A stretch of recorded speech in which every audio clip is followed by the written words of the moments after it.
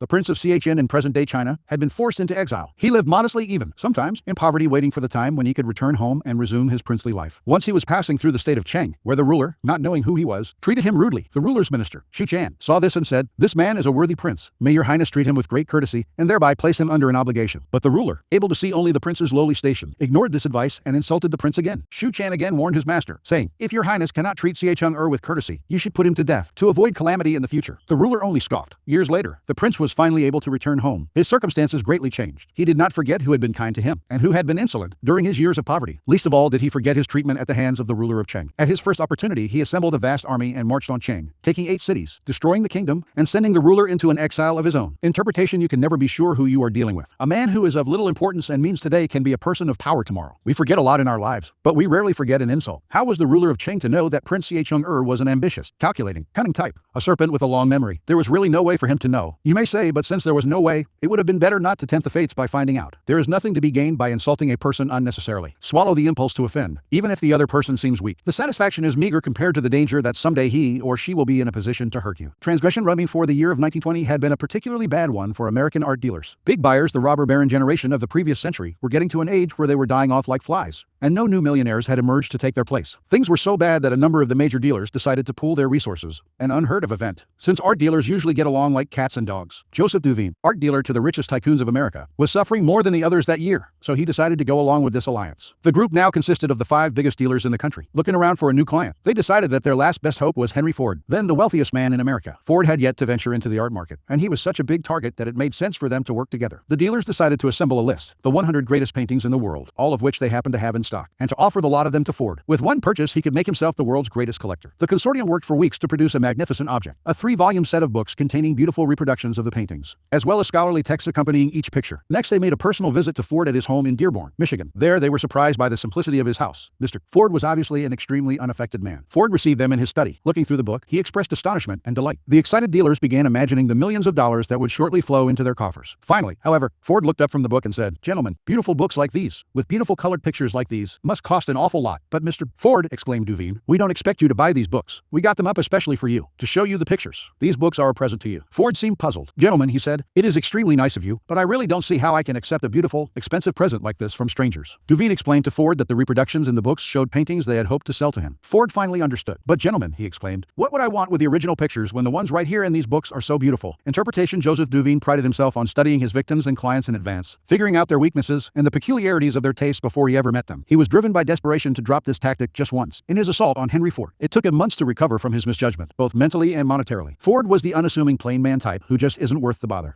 He was the incarnation of those literal-minded folk who do not possess enough imagination to be deceived. From then on, Duveen saved his energies for the Mellons and Morgans of the world, men crafty enough for him to entrap in his snares. Keys to power: the ability to measure people and to know who you're dealing with is the most important skill of all in gathering and conserving power. Without it, you are blind. Not only will you offend the wrong people, you will choose the wrong types to work on, and will think you are flattering people when you are actually insulting them. Before embarking on any move, take the measure of your mark or potential opponent. Otherwise, you will waste time and make mistakes. Study people's weaknesses, the chinks in their armor, their areas of both pride and insecurity. Know their ins and outs before you even decide whether or not to deal with them. 2 final words of caution. First, in judging and measuring your opponent, never rely on your instincts. You will make the greatest mistakes of all if you rely on such inexact indicators. Nothing can substitute for gathering concrete knowledge. Study and spy on your opponent for however long it takes. This will pay off in the long run. Second, never trust appearances. Anyone with a serpent's heart can use a show of kindness to cloak it. A person who is blustery on the outside is often really a coward. Learn to see through appearances and their contradictions. Never trust the version that people give of themselves. It is utterly unreliable. Image: the hunter. He does not lay the same trap for a wolf as for a fox. He does not set bait where no one will take it. He knows his prey thoroughly, its habits and hideaways, and hunts accordingly. Authority: be convinced that there are no persons so insignificant and inconsiderable, but may, some time or other, have it in their power to be of use to you, which they certainly will not, if you have once shown them contempt. Wrongs are often forgiven, but contempt never is. Our pride remembers it forever. Lord Chesterfield. 1694-1773 reversal. rule. What possible good can come from ignorance about other people? Learn to tell the lions from the lambs or pay the price. Obey this law to its fullest extent. It has no reversal. Do not bother looking for one. Law 20. Do not commit to anyone judgment. It is the fool who always rushes to take sides. Do not commit to any side or cause but yourself. By maintaining your independence, you become the master of others, playing people against one another, making them pursue you. Part I. Do not commit to anyone, but be courted by all. If you allow people to feel they possess you to any degree, you lose all power over them. By not committing your affections, they will only try harder to win you over. Stay aloof, and you gain the power that comes from their attention and frustrated desire. Play the Virgin Queen. Give them hope, but never satisfaction. Observance of the law. When Queen Elizabeth I ascended the throne of England in 25 and 58, there was much to do about her finding a husband. The issue was debated in Parliament, and was a main topic of conversation among Englishmen of all classes. They often disagreed as to whom she should marry, but everyone thought she should marry as soon as possible, for a queen must have a king, and must bear heirs for the kingdom. The debates raged on for years. Meanwhile, the most handsome and eligible bachelors in the realm, Sir Robert Dudley, the Earl of Essex, Sir Walter Raleigh, vied for Elizabeth's hand. She did not discourage them, but she seemed to be in no hurry, and her hints as to which man might be her favorite often contradicted each other. In 25 and 66, Parliament sent a delegation to Elizabeth urging her to marry before she was too old to bear children. She did not argue, nor did she discourage the delegation, but she remained a virgin nonetheless. The delicate game that Elizabeth played with her suitors slowly made her the subject of innumerable sexual fantasies and the object of cultish worship. The court physician, Simon Forman, used his diary to describe his dreams of deflowering her. Painters represented her as Diana and other goddesses. The poet Edmund Spenser and others wrote eulogies to the Virgin Queen. She was referred to as the world's empress, that virtuous Virgo, who rules the world and sets the stars in motion. In conversation with her, her many male suitors would employ bold sexual innuendo, a dare that Elizabeth did not discourage. She did all she could to stir their interest and simultaneously keep them at bay. Throughout Europe, kings and princes knew that a marriage with Elizabeth would seal an alliance between England and any nation. The King of Spain wooed her, as did the Prince of Sweden and the Archduke of Austria. She politely refused them all. The great diplomatic issue of Elizabeth's day was posed by the revolt of the Flemish and Dutch lowlands, which were then possessions of Spain. Should England break its alliance with Spain and choose France as its main ally on the continent, thereby encouraging Flemish and Dutch independence? By 1570, it had come to seem that an alliance with France would be England's wisest course. France had two eligible men of noble blood, the Dukes of Anjou and Alençon, brothers of the French king. Would either of them marry Elizabeth? Both had advantages, and Elizabeth kept the hopes of both alive. The issue simmered for years. The Duke of Anjou made several visits to England, kissed Elizabeth in public, even called her by pet names. She appeared to requite his affections. Meanwhile, as she flirted with the two brothers, a treaty was signed that sealed peace between France and England. By 1582, Elizabeth felt she could break off the courtship. In the case of the Duke of Anjou in particular, she did so with great relief. For the sake of diplomacy, she had allowed herself to be courted by a man whose presence she could not stand, and whom she found physically repulsive. Once peace between France and England was secure, she dropped the unctuous Duke as politely as she could. By this time, Elizabeth was too old to bear children. She was accordingly able to live the rest of her life as she desired, and she died the Virgin Queen. She left no direct heir, but ruled through a period of incomparable peace and cultural fertility. Interpretation: Elizabeth had good reason not to marry. She had witnessed the mistakes of Mary, Queen of Scots, her cousin. Resisting the idea of being ruled by a woman, the Scots expected Mary to marry, and marry wisely. To wed a foreigner would be unpopular. To favor any particular noble house would open up terrible rivalries. In the end, Mary chose Lord Darnley, a Catholic. In doing so, she incurred the wrath of Scotland's Protestants, and endless turmoil ensued. Elizabeth knew that marriage can often lead to a female ruler's undoing. By marrying and committing to an alliance with one party or nation, the queen becomes embroiled in conflicts that are not of her choosing, conflicts which may eventually overwhelm her or lead her into a feudal war. Also, the husband becomes the de facto ruler, and often tries to do away with his wife, the queen. As Darnley tried to get rid of Mary, Elizabeth learned the lesson well. She had two goals as a ruler: to avoid marriage and to avoid war. She managed to combine these goals by dangling the possibility of marriage in order to forge alliances. The moment she committed to any single suitor would have been the moment she lost her power. She had to emanate mystery and desirability, never discouraging anyone's hopes but never yielding. Through this lifelong game of flirting and withdrawing, Elizabeth dominated the country and every man who sought to conquer her. As the center of attention, she was in control. Keeping her independence above all, Elizabeth protected her power and made herself an object of worship. I would rather be a beggar and single than a queen and married. Queen Elizabeth I. 1533 winning secretive 3 keys to power. Since power depends greatly on appearances, you must learn the tricks that will enhance your image. Refusing to commit to a person or group is one of these. When you hold yourself back, you incur not anger but a kind of respect. You instantly seem powerful because you make yourself ungraspable, rather than succumbing to the group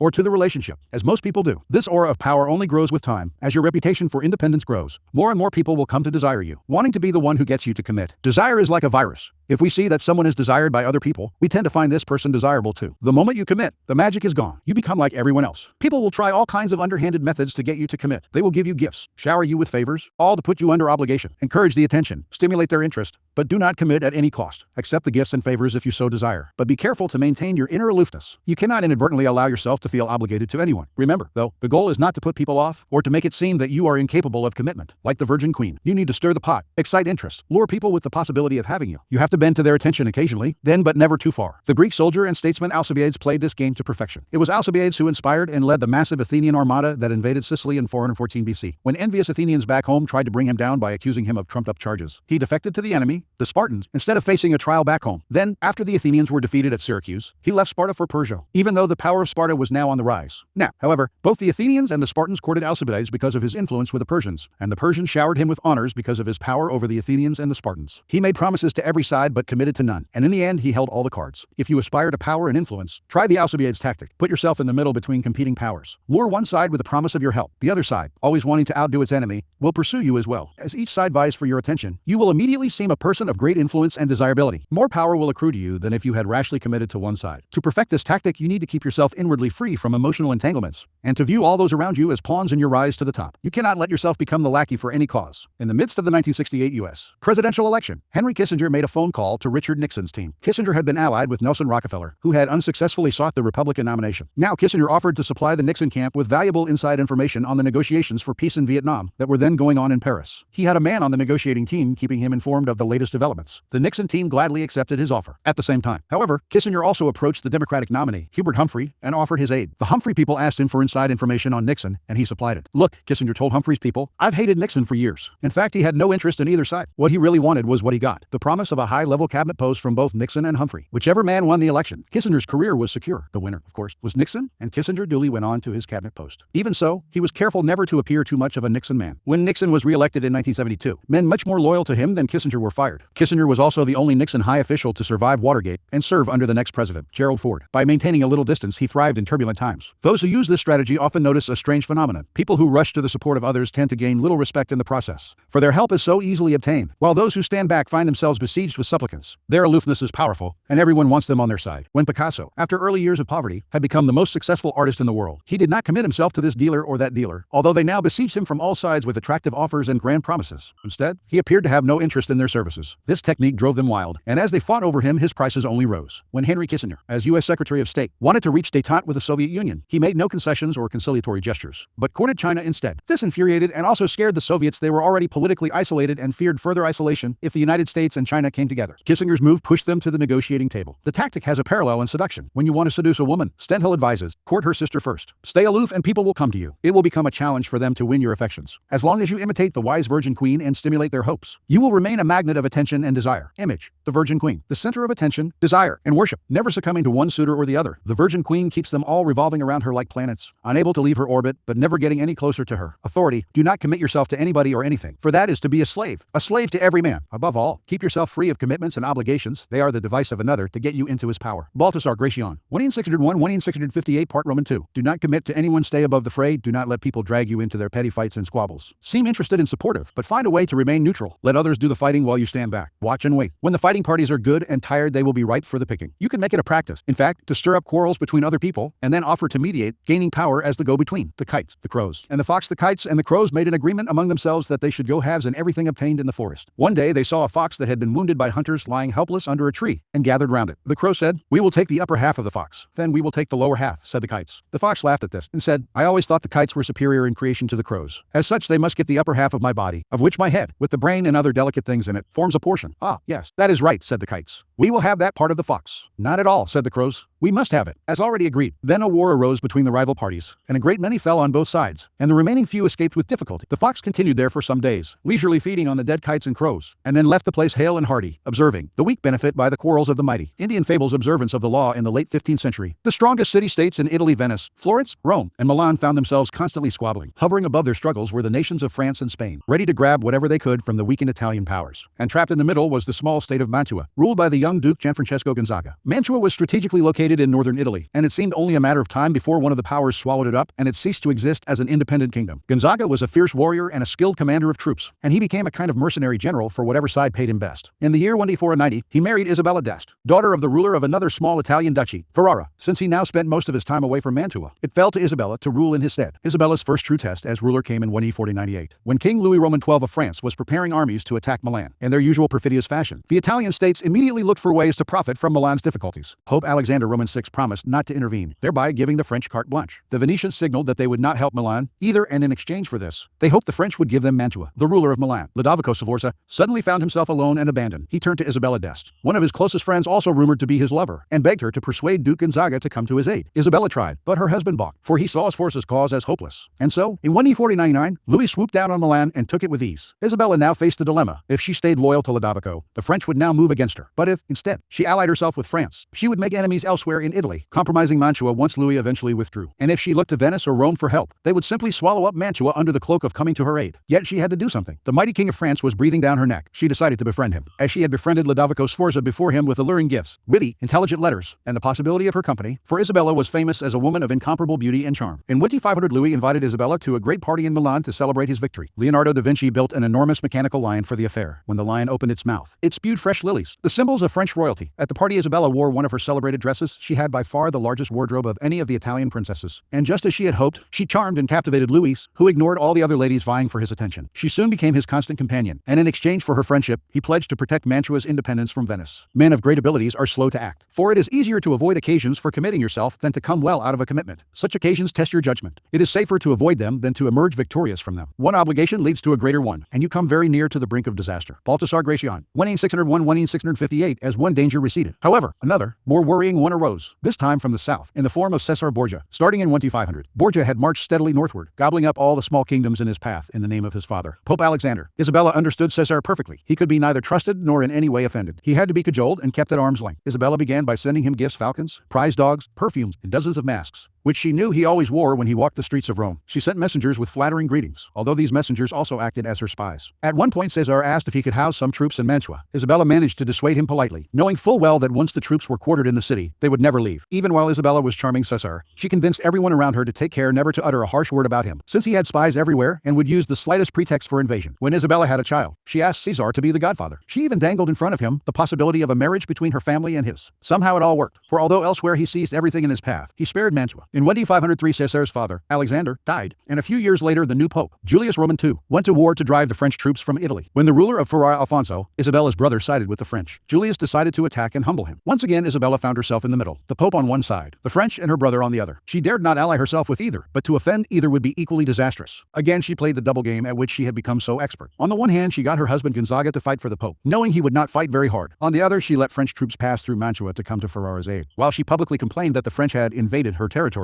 she privately supplied them with valuable information to make the invasion plausible to Julius. She even had the French pretend to plunder Mantua. It worked once again. The Pope left Mantua alone. In 1513, after a lengthy siege, Julius defeated Ferrara, and the French troops withdrew. Worn out by the effort, the Pope died a few months later. With his death, the nightmarish cycle of battles and petty squabbles began to repeat itself. A great deal changed in Italy during Isabella's reign. Popes came and went. Cesar Borgia rose and then fell. Venice lost its empire. Milan was invaded. Florence fell into decline. And Rome was sacked by the Habsburg Emperor Charles V. Through all this, tiny Mantua not only survived but thrived. Its court the envy of Italy. Its wealth and sovereignty would remain intact for a century after Isabella's death. In 1539, the eagle and the sow. An eagle built a nest on a tree and hatched out some eaglets, and a wild sow brought her litter under the tree. The eagle used to fly off after her prey and bring it back to her young, and the sow rooted around the tree and hunted in the woods. And when night came, she would bring her young something to eat. And the eagle and the sow lived in neighborly fashion. And a grimalkin laid her plans to destroy the eaglets and the little sucking pigs. She went to the eagle and said, "Eagle, you had better not fly very far away. Beware of the sow. She is planning an evil design. She is going to undermine the roots of the tree. You see, she is rooting all the time." Then the grimalkin went to the sow and said, "So, you have not a good neighbor. Last evening I heard the eagle saying to her eaglets, 'My dear little eaglets, I am going to treat you to a nice little pig. Just as soon as the sow is gone, I will bring you a little young sucking pig.'" From that time the eagle ceased to fly out after prey, and the sow did not go any more into the forest. The eaglets and the young pigs perished of starvation, and grimalkin feasted on them. Fables. Leo Tolstoy. 1880-1910 interpretation. Isabella d'Este understood Italy's political situation with amazing clarity. Once you took the side of any of the forces in the field, you were doomed. The powerful would take you over. The weak would wear you down. Any new alliance would lead to a new enemy, and as this cycle stirred up more conflict, other forces would be dragged in until you could no longer extricate yourself. Eventually, you would collapse from exhaustion. Isabella steered her kingdom on the only course that would bring her safely through. She would not allow herself to lose her head through loyalty to a duke or a king, nor would she try to stop the conflict that raged around her that would only drag her into it. And in any case, the conflict was to her advantage. If the various parties were fighting to the death and exhausting themselves in the process, they were in no position to gobble up Mantua. The source of Isabella's power was her clever ability to seem interested in the affairs and interests of each side, while actually committing to no one but herself and her kingdom. Once you step into a fight that is not of your own choosing, you lose all initiative. The combatant's interests become your interests. You become their tool. Learn to control yourself, to restrain your natural tendency to take sides and join the fight. Be friendly and charming to each of the combatants, then step back as they collide. With every battle they grow weaker, while you grow stronger with every battle you avoid. When the snipe and the muscle struggle, the fisherman gets the benefit. Ancient Chinese saying keys to power to succeed in the game of power. You have to master your emotions. But even if you succeed in gaining such self-control, you can never control the temperamental dispositions of those around you, and this presents a great danger. Most people operate in a whirlpool of emotions, constantly reacting, churning up squabbles and conflicts. Your self-control and autonomy will only bother and infuriate them. They will try to draw you into the whirlpool, begging you to take sides in their endless battles, or to make peace for them. If you succumb to their emotional entreaties, little by little you will find your mind and time occupied by their problems. Do not allow whatever compassion and pity you possess to suck you in. You can never win in this game. The conflicts can only multiply. On the other hand, you cannot completely stand aside, for that would cause needless offense. To play the game properly, you must seem interested in other people's problems, even sometimes appear to take their side. But while you make outward gestures of support, you must maintain your inner energy and sanity by keeping your emotions disengaged. No matter how hard people try to pull you in, never let your interest in their affairs and petty squabbles go beyond the surface. Give them gifts. Listen with a sympathetic look. Even occasionally play the charmer, but inwardly keep both the friendly kings and the perfidious Borgias at arm's length. By refusing to commit, and thus maintaining your autonomy, you retain the initiative. Your moves stay matters of your own choosing, not defensive reactions to the push and pull of those around you. The price of envy. While a poor woman stood in the marketplace selling cheeses, a cat came along and carried off a cheese. A dog saw the pilferer and tried to take the cheese away from him. The cat stood up to the dog, so they pitched into each other. The dog barked and snapped. The cat spat and scratched, but they could bring the battle to no decision. Let's go to the fox and have him referee the matter, the cat finally suggested. Agreed, said the dog. So they went to the fox. The fox listened to their arguments with a judicious air. Foolish animals, he chided them. Why carry on like that? If both of you are willing, I'll divide the cheese in two and you'll both be satisfied. Agreed, said the cat and the dog. So the fox took out his knife and cut the cheese in two. But instead of cutting it lengthwise, he cut it in the width. My half is smaller, protested the dog. The fox looked judiciously through his spectacles at the dog's share. You're right. Quite right, he decided. So he went and bit off a piece of the cat's share. That will make it even, he said. When the cat saw what the fox did, she began to yowl. Just look, my part's smaller now. The fox again put on his spectacles and looked judiciously at the cat's share. Right you are, said the fox. Just a moment, and I'll make it right. And he went and bit off a piece from the dog's cheese. This went on so long, with the fox nibbling first at the dog's and then at the cat's share, that he finally ate up the whole cheese before their eyes. A treasury of Jewish folklore, Nathan Ausable, ed. 1948. Slowness to pick up your weapons can be a weapon itself, especially if you let other people exhaust themselves fighting, then take advantage of their exhaustion. In ancient China, the kingdom of Qin once invaded the kingdom of Hsing. Huan, the ruler of a nearby province, thought he should rush to Hsing's defense, but his advisor counseled him to wait. Hsing is not yet going to ruin, he said, and Qin is not yet exhausted. If Qin is not exhausted, we cannot become very influential. Moreover, the merit of supporting a state in danger is not as great as the virtue of reviving a ruined one. The advisor's argument won the day, and as he had predicted, Huan later had the glory both of rescuing Hsing from the brink of destruction and then of conquering an exhausted Qin. He stayed out of the fighting until the forces engaged in it had worn each other down, at which point it was safe for him to intervene. That is what holding back from the fray allows you. Time to position yourself to take advantage of the situation once one side starts to lose. You can also take the game a step further by promising your support to both sides in a conflict while maneuvering so that the one to come out ahead in the struggle is you. This was what Castruccio Castracani, ruler of the Italian town of Lucca in the 14th century, did when he had designs on the town of Pistoia. A siege would have been expensive, costing both lives and money, but Castruccio knew that Pistoia contained two rival factions, the blacks and the whites, which hated one another. He negotiated with the blacks, promising to help them against the whites. Then, without their knowledge, he promised the whites he would help them against the blacks. And Castruccio kept his promises. He sent an army to a black-controlled gate to the city, which the sentries of course welcomed him. Meanwhile, another of his armies entered through a white-controlled gate. The two armies united in the middle, occupied the town, killed the leaders of both factions, ended the internal war, and took Pistoia for Castruccio. Preserving your autonomy gives you options. When people come to blows, you can play the mediator, broker the peace, while really securing your own interests. You can pledge support to one side and the other may have to court you with a higher bid. Or, like Castruccio, you can appear to take both sides, then play the antagonists against each other. Oftentimes when a conflict breaks out, you are tempted to side with the stronger party, or the one that offers you apparent advantages in an alliance. This is risky business. First, it is often difficult to foresee which side will prevail in the long run, but even if you guess right and ally yourself with the stronger party, you may find yourself swallowed up and lost, or conveniently forgotten, when they become victors. Side with the weaker, on the other hand, and you are doomed. But play a waiting game and you cannot lose. In France's July Revolution of 1830, after 3 days of riots, the statesman Talleyrand, now elderly, sat by his Paris window, listening to the pealing bells that signaled the riots were over. Turning to an assistant, he said, "Ah, the bells. We're winning." "Who's we, mon prince?" the assistant asked. Gesturing for the man to keep quiet, Talleyrand replied, "Not a word. I'll tell you who we are tomorrow." He well knew that only fools rush into a situation that by committing too quickly you lose your maneuverability. People also respect you less. Perhaps tomorrow, they think, you will commit to another, different cause, since you gave yourself so easily to this one. Good fortune is a fickle god and will often pass from one side to the other. Commitment to one side deprives you of the advantage of time and the luxury of waiting. Let others fall in love with this group or that. For your part, don't rush in. Don't lose your head. Finally, there are occasions when it is wisest to drop all pretense of appearing supportive and instead to trumpet your independence and self-reliance. The aristocratic pose of independence is particularly important for those who need to gain respect. George Washington recognized this in his work to establish the young American republic on firm ground. As president, Washington avoided the temptation of making an alliance with France or England, despite the pressure on him to do so. He wanted the country to earn the world's respect through its independence. Although a treaty with France might have helped in the short term, in the long run he knew it would be more effective to establish the nation's autonomy. Europe would have to see the United States as an equal power. Remember, you have only so much energy and so much time. Every moment wasted on the affairs of others subtracts from your strength. You may be afraid that people will condemn you as heartless, but in the end, maintaining your independence and self-reliance will gain you more respect and place you in a position of power from which you can choose to help others on your own initiative. Image: a thicket of shrubs. In the forest, one shrub latches onto another, entangling its neighbor with its thorns. The thicket slowly extending its impenetrable domain. Only what keeps its distance and stands apart can grow and rise above the thicket. Authority: regarded as more courageous not to become involved in an engagement than to win in battle, and where there is already one interfering fool, take care that there shall not be two. Balthasar Gracian. 1601-1658 reversal. Both parts of this law will turn against you if you take it too far. The game proposed here is delicate and difficult. If you play too many parties against one another, they will see through the maneuver and will gang up on you. If you keep your growing number of suitors waiting too long, you will inspire not desire but distrust. People will start to lose interest. Eventually, you may find it worthwhile to commit to one side if only for appearance's sake, to prove you are capable of attachment. Even then, however, the key will be to maintain your inner independence to keep yourself from getting emotionally involved. Preserve the unspoken option of being able to leave at any moment and reclaim your freedom if the side you are allied with starts to collapse. The friends you made while you were being courted will give you plenty of places to go once you jump ship. Law 21. Play a sucker to catch a sucker. Seem dumber than your marked judgment. No one likes feeling stupider than the next person. The trick, then, is to make your victims feel smart, and not just smart, but smarter than you are. Once convinced of this, they will never suspect that you may have ulterior motives. In the winter of 1872, the U.S. financier Asbury Harpending was visiting London when he received a cable. A diamond mine had been discovered in the American West. The cable came from a reliable source, William Ralston, owner of the Bank of California, but Harpending nevertheless took it as a practical joke, probably inspired by the recent discovery of huge diamond mines in South Africa. True, when reports had first come in of gold being discovered in the western United States, everyone had been skeptical, and those had turned out to be true. But a diamond mine in the West. Harpending showed the cable to his fellow financier Baron Rothschild, one of the richest men in the world, saying it must be a joke. The Baron, however, replied, "Don't be too sure about that. America is a very large country. It has furnished the world with many surprises already. Perhaps it has others in store." Harpending promptly took the first ship back to the States. Now, there is nothing of which a man is prouder than of intellectual ability, for it is this that gives him his commanding place in the animal world. It is an exceedingly rash thing to turn anyone see that you are decidedly superior to him in this respect, and to let other people see it too. Hence, white rank and riches may always reckon upon deferential treatment in society. That is something which intellectual ability can never expect to be. Ignoria is the greatest favor shown to it, and if people notice it at all, it is because they regard it as a piece of impertinence, or else as something to which its possessor has no legitimate right, and upon which he dares to pride himself. And in retaliation and revenge for his conduct, people secretly try and humiliate him in some other way. Unit: if they wait to owe this, it is only for a fleeting opportunity. A man may be as humble as possible in his demeanor,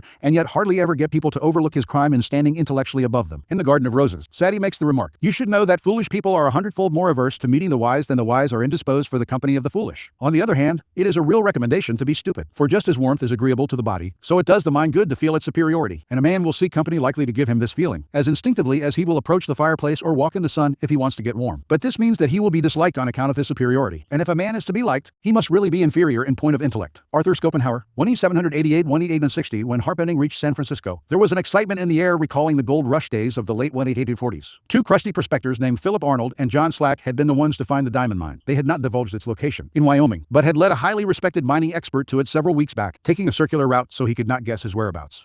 Once there, the expert had watched as the miners dug up diamonds. Back in San Francisco, the expert had taken the gems to various jewelers, one of whom had estimated their worth at $1.5 million. Harpending and Ralston now asked Arnold and Slack to accompany them back to New York, where the jeweler Charles Tiffany would verify the original estimates. The prospectors responded uneasily. They smelled a trap. How could they trust these city slickers? What if Tiffany and the financiers managed to steal the whole mine out from under them? Ralston tried to allay their fears by giving them $100,000 and placing another $300,000 in escrow for them. If the deal went through, they would be paid an additional $300,000. The miners agreed. The little group traveled to New York, where a meeting was held at the mansion of Samuel L. Barlow. The cream of the city's aristocracy was in attendance: General George Brinton McClellan, commander of the Union forces in the Civil War; General Benjamin Butler; Horace Greeley, editor of the newspaper The New York Tribune; Harpending, Ralston, and Tiffany. Only Slack and Arnold were missing as tourists in the city. They had decided to go sightseeing. When Tiffany announced that the gems were real and worth a fortune, the financiers could barely control their excitement. They wired Rothschild and other tycoons to tell them about the diamond mine and inviting them to share in the investment. At the same time, they also told the prospectors that they wanted one more test. They insisted that a mining expert of their choosing accompany Slack and Arnold to the site to verify its wealth. The prospectors reluctantly agreed. In the meantime, they said they had to return to San Francisco. The jewels that Tiffany had examined they left with Harpending for safekeeping. Several weeks later, a man named Louis Janin, the best mining expert in the country, met the prospectors in San Francisco. Janin was a born skeptic who was determined to make sure that the mine was not a fraud. Accompanying Janin were Harpending and several other interested financiers. As with the previous expert, the prospectors led the team through a complex series of canyons, completely confusing them as to their whereabouts. Arriving at the site, the financiers watched in amazement as Janin dug the area up, leveling anthills, turning over boulders, and finding emeralds, rubies, rubies, sapphires, and most of all diamonds. The dig lasted 8 days, and by the end, Janin was convinced. He told the investors that they now possessed the richest field in mining history. With 100 men and proper machinery, he told them, I would guarantee to send out $1 million in diamonds every 30 days. Returning to San Francisco a few days later, Ralston, Harpending and Company acted fast to form a $10 million corporation of private investors. First, however, they had to get rid of Arnold and Slack. That meant hiding their excitement. They certainly did not want to reveal the field's real value. So they played possum. Who knows if Janin is right? They told the prospectors, the mine may not be as rich as we think. This just made the prospectors angry. Trying a different tactic, the financiers told the two men that if they insisted on having shares in the mine, they would end up being fleeced by the unscrupulous tycoons and investors who would run the corporation. Better, they said, to take the $700,000 already offered an enormous sum at the time and put their greed aside. This the prospectors seemed to understand, and they finally agreed to take the money, in return signing the rights to the site over to the financiers, and leaving maps to it. News of the mine spread like wildfire. Prospectors fanned out across Wyoming. Meanwhile, Harpending and Group began spending the millions they had collected from their investors, buying equipment, hiring the best men in the business, and furnishing luxurious offices in New York and San Francisco. A few weeks later, on their first trip back to the site, they learned the hard truth. Not a single diamond or ruby was to be found. It was all a fake. They were ruined. Harpending had unwittingly lured the richest men in the world into the biggest scam of the century. Interpretation: Arnold and Slack pulled off their stupendous con, not by using a fake engineer or bribing Tiffany. All of the experts had been real. All of them honestly believed in the existence of the mine and in the value of the gems. What had fooled them all was nothing else than Arnold and Slack themselves. The two men seemed to be such rubes, such hayseed, so naive that no one for an instant had believed them capable of an audacious scam. The prospectors had simply observed the law of appearing more stupid than the mark the deceiver's first commandment. The logistics of the con were quite simple. Months before Arnold and Slack announced the discovery of the diamond mine, they traveled to Europe, where they purchased some real gems for around $12,000, part of the money they had saved from their days as gold miners. They then salted the mine with these gems, which the first expert dug up and brought to San Francisco. The jewelers who had appraised these stones, including Tiffany himself, had gotten caught up in the fever and had grossly overestimated their value. Then Ralston gave the prospectors $100,000 as security, and immediately after their trip to New York, they simply went to Amsterdam, where they bought sacks of uncut gems. Before returning to San Francisco, the second time they salted the mine, there were many more jewels to be found. The effectiveness of the scheme, however, rested not on tricks like these, but on the fact that Arnold and Slack played their parts to perfection. On their trip to New York, where they mingled with millionaires and tycoons, they played up their clodhopper image, wearing pants and coats a size or two too small, and acting incredulous at everything they saw in the big city. No one believed that these country simpletons could possibly be conning the most devious, unscrupulous financiers of the time. And once Harpending, Ralston, and even Rothschild accepted the mine's existence, anyone who doubted it was questioning the intelligence of the world's most successful businessman. In the end, Harpending's reputation was ruined, and he never recovered. Rothschild learned his lesson and never fell for another con. Slack took his money and disappeared from view, never to be found. Arnold simply went home to Kentucky. After all, his sale of his mining rights had been legitimate. The buyers had taken the best advice, and if the mine had run out of diamonds, that was their problem. Arnold used the money to greatly enlarge his farm and open up a bank of his own. Keys to power: the feeling that someone else is more intelligent than we are is almost intolerable. We usually try to justify it in different ways. He only has book knowledge, whereas I have real knowledge. Her parents paid for her to get a good education. If my parents had had as much money, if I had been as privileged, he's not as smart as he thinks. Last but not least, she may know her narrow little field better than I do, but beyond that, she's really not smart at all. Even Einstein was a boob outside physics. Given how important the idea of intelligence is to most people's vanity, it is critical never inadvertently to insult or impugn a person's brain power. That is an unforgivable sin. But if you can make this iron rule work for you, it opens up all sorts of avenues of deception. Subliminally reassure people that they are more intelligent than you are, or even that you are a bit of a moron, and you can run rings around them. The feeling of intellectual superiority you give them will disarm their suspicion muscles. In 1865, the Prussian Chancellor Otto von Bismarck wanted Austria to sign a certain treaty. The treaty was totally in the interest of Prussia and against the interests of Austria, and Bismarck would have to strategize to get the Austrians to agree to it. But the Austrian negotiator, Count Blome, was an avid card player. His particular game was quinze, and he often said that he could judge a man's character by the way he played quinze. Bismarck knew of this saying of Blome's. The night before the negotiations were to begin, Bismarck innocently engaged Blome in a game of quinze. The Prussian would later write, "That was the very last time I ever played quinze. I played so recklessly that everyone was astonished. I lost several thousand thalers, the currency of the time, but I succeeded in fooling Blome, for he believed me to be more venturesome than I am, and I gave way." Besides appearing reckless, Bismarck also played the witless fool, saying ridiculous things and bumbling about with a surplus of nervous energy. All this made Blome feel he had gathered valuable information. He knew that Bismarck was aggressive. The Prussian already had that reputation, and the way he played had confirmed it. And aggressive men, Blome knew, can be foolish and rash. Accordingly, when the time came to sign the treaty, Blome thought he had the advantage. A heedless fool like Bismarck, he thought, is incapable of cold-blooded calculation and deception. So he only glanced at the treaty before signing it. He failed to read the fine print. As soon as the ink was dry, a joyous Bismarck exclaimed in his face, "Well, I could never have believed that I should find an Austrian diplomat willing to sign that document." The Chinese have a phrase, masquerading as a swine to kill the tiger. This refers to an ancient hunting technique in which the hunter clothes himself in the hide and snout of a pig and mimics its grunting. The mighty tiger thinks a pig is coming his way and lets it get close, savoring the prospect of an easy meal. But it is the hunter who has the last laugh. Masquerading as a swine works wonders on those who, like tigers, are arrogant and overconfident. The easier they think it is to prey on you, the more easily you can turn the tables. This trick is also useful if you are ambitious yet find yourself low in the hierarchy. Appearing less intelligent than you are, even a bit of a fool, is the perfect disguise. Look like a harmless pig, and no one will believe you harbor dangerous ambitions. They may even promote you since you seem so likable and subservient. Claudius before he became Emperor of Rome, and the Prince of France who later became Louis Roman XIII,